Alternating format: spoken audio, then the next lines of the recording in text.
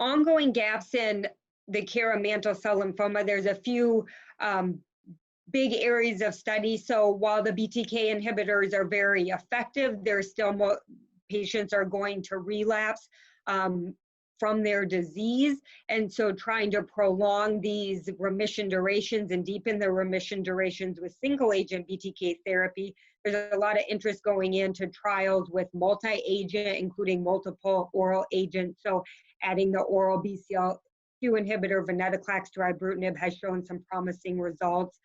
Studies looking at adding the oral immunomodulator, lenalidomide, to a number of these different oral BTK inhibitors to really try to prolong and deepen the remission durations.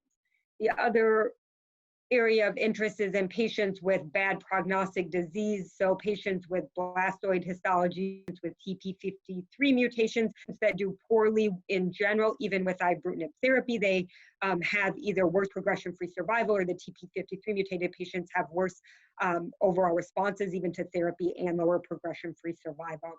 So treating these high-risk population of patients is of high interest.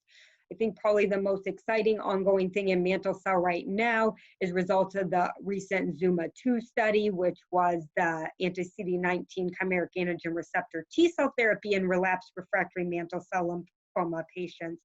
All patients on that trial had been treated with prior BTK therapy and had either gone off due to progression or intolerance to those.